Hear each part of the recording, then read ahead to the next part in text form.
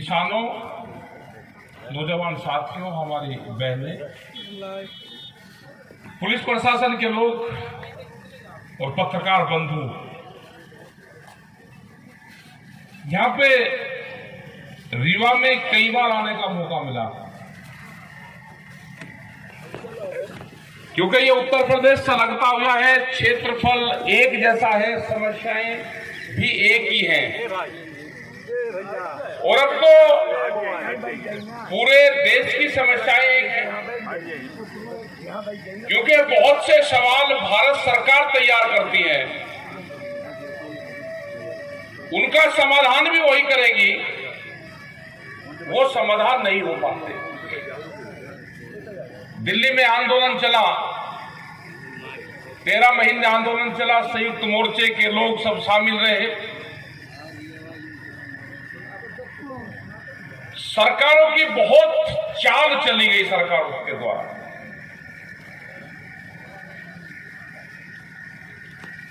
बाईस जनवरी 2021 को लास्ट बातचीत भारत सरकार से हुई। उसके बाद में साफ हुआ कि कोई बातचीत संयुक्त मोर्चे से करनी ही नहीं, इनको बैठे आंदोलन करने दो, इनसे बात नहीं करेंगे हम। और आज तक किस तरह की सरकार है कि आज तक कोई सरकार बातचीत को तैयारी नहीं है। मतलब 2 साल से ज्यादा हो गए, किसी भी सब्जेक्ट पे बातचीत भारत सरकार, स्टेट गवर्नमेंट करने को तैयार ही नहीं है। उनके एजेंडे क्या है? सबसे पहला उनका एजेंडा है कि किसान संयुक्त मोर्चे को तोड़ा जाए, देश में नए सरकारी किसान दिया, 1,80,000 करोड़ रुपए के आसपास कर्जा बढ़ाने की बात करी, 20 लाख करोड़ रुपए के कर्जा देने की बात करी। अगर किसान कर्जा लेगा और फसलों के दाम नहीं लेगा तो उसकी जमीन बिकेगी। 2047 का जो उनका टारगेट है, जब देश आजादी का 100वां साल मना रहा होगा, इनका टारगेट है कि उस टाइम तक हमारे पास में 60 से 70% किसान की जमीन कंपनी और साहूकार के पास में आ जाएगी। ये इनकी योजनाएं हैं। इसके लिए आंदोलन करने पड़ेंगे, अपने आप को मजबूत करना पड़ेगा। जैसे दिल्ली में आंदोलन चले, ऐसे आंदोलन हमको तैयार करने पड़ेंगे। पूरे देश में संयुक्त किसान मोर्चे के लोग हमारे जाते हैं, अपनी मीटिंग करते हैं, हम अपनी बात बताते हैं। खतरनाक स्थिति देश की है, उस पर रूबरू आप सब लोगों को होना पड़ेगा। जमीन ने आपकी चाहे रेलवे कॉरिडोर में जा रही हो, यहां पे लोग बैठे हैं कि जमीन ने रेलवे कॉरिडोर में गई, मुआवजा और नौकरियां नहीं है, वे सड़क के अंदर जमीन गई। हवाई पट्टी के लोग आंदोलन कर रहे हैं, यहां तो मुआवजे की भी बात कर रहे होंगे। उत्तर प्रदेश में लखनऊ में किसान की जमीन लखनऊ एयरपोर्ट में फ्री ले ली।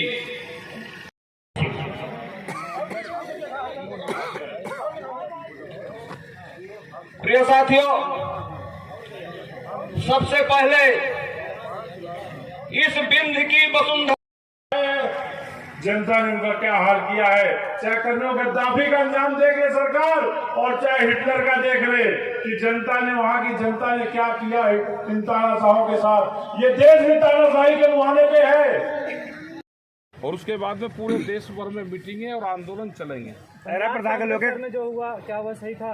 वो तो बता दिया, ये बीजेपी तो करवा रही सारे, और करवाएगी, यही तो करवाएगी सारे, यही तो करवाएगी, क्योंकि उसकी सरकार है। उसकी सरकार पे एलिगेशन हिंदू और सिख का लगाएंगे। देश में मुसलमान और उसका तो होगा, हिंदू सिख के दंगे भारत सरकार करवाएगी। भारत सरकार, इनकी एजेंसियां सब शामिल है। बीजेपी हिंदुत्व की बात करती है और आप हाँ, तो जब भी तो वो लड़ाई झगड़े करवाने की बात करें, धारण किया हुआ है। भगवा ये उनका है।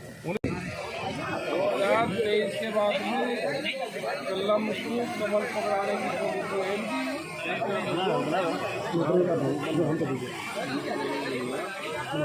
2023 के बाद में कलम को कमल पकड़ाने की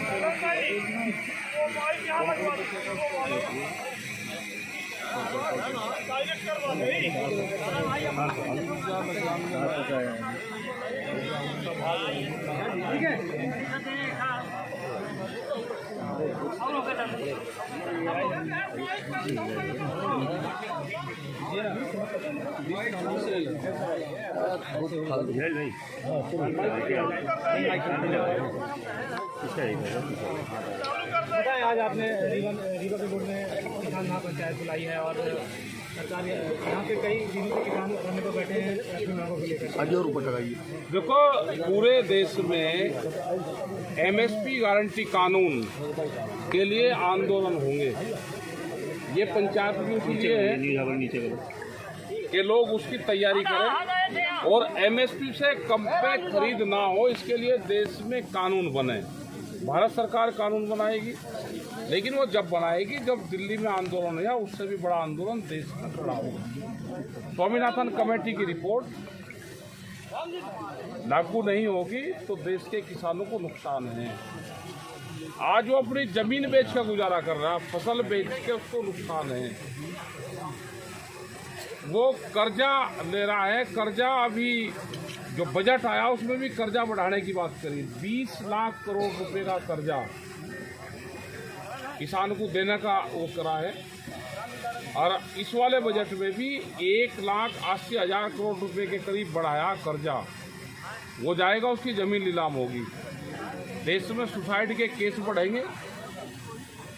ये लैंड बैंक बनाना चाहते हैं, बैंक जमीनों की नीलामी छूटेगा, बड़ी बड़ी कंपनियां आ रही नीलामी छुटाने और ये देश में प्रक्रिया शुरू होगी। इसके लिए एक बड़े आंदोलन की जरूरत पड़ेगी। रीवा में किसान है जो रेलवे में धरने में बैठे हुए हैं, उनकी जमीन अधिग्रहण, बिल्कुल जमीन अधिग्रहण हो रही होगी, आंदोलन करना पड़ेगा, काम रोकने पड़ेंगे, एक कुर्बानी देनी पड़ेगी। 25 साल कुर्बानियों का है, इसमें मजबूती के साथ में लड़ाई लड़नी पड़ेगी। 2047 जो भारत सरकार ने कहा कि स्वर्ण काल चल रहा है, उसमें किसानों की 60% से ज़्यादा जमीन व्यापारी और सरकारों के पास में चली जाएगी अगर आंदोलन नहीं होगा। छत्तीसगढ़ में, मध्य प्रदेश में बहुत जगह रेलवे के नाम पर ज़मीन ले रहे और एक क्लोज और डाल दिया कि ये ज़मीन हमको किसान दान में दे रहे हैं। एक दान पत्र का एक पेपर हो रही है, ले आए। साल के अंत में विधानसभा चुनाव होने वाले हैं और ऐसे में रीवा में आपका आना, विधानसभा चुनाव तो हो रहे हैं, यहाँ चुनाव किसी की सरकार बन रही हो, जब बनी हुई सरकार को लूट लेते हैं। ये तो बड़े डकैत आ गए देश में, बनी हुई सरकार लूटती है। आप स्वर्गीय प्रफुल्लनाथ तिवारी बदवार और अमर शहीद भैरवनाथ तिवारी शिवराजपुर को रीवा रियासत की फौज ने गोली मार करके हत्या की थी, लेकिन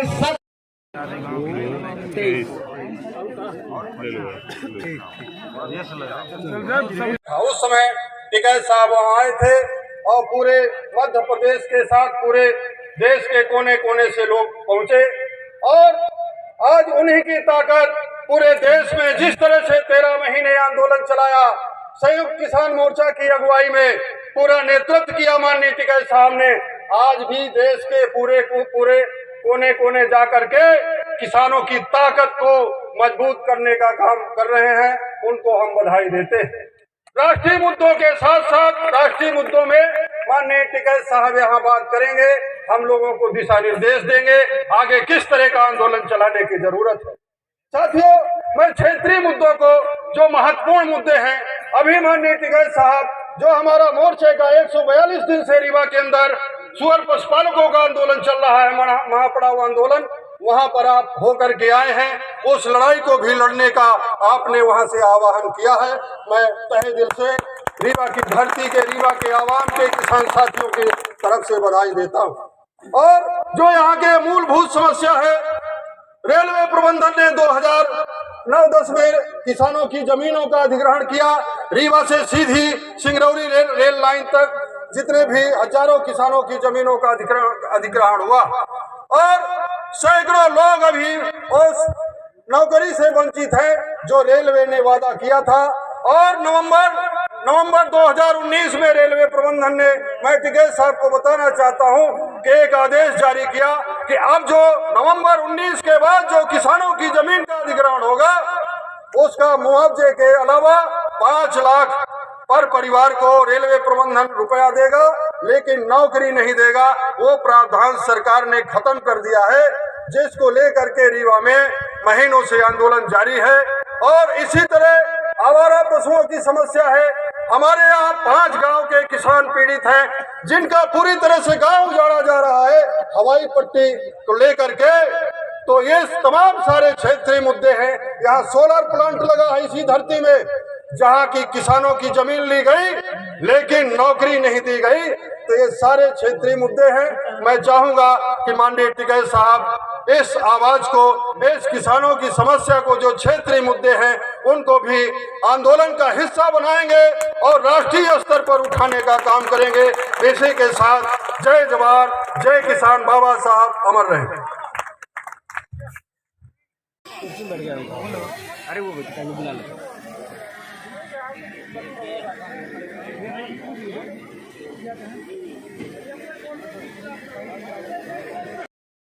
मुंह से बोलती है, करती कुछ नहीं है। इसलिए हम लोगों ने संकल्प लिया है कि जब तक हमारा मुआवजा नहीं मिलेगा तब तक हम लोग आंदोलन जारी रखेंगे। शहीद हो जाएंगे तो हो जाएंगे, लेकिन वहां से हटेंगे नहीं। इसी के साथ मैं अपने बातों को विराम देता हूं। जय किसान जय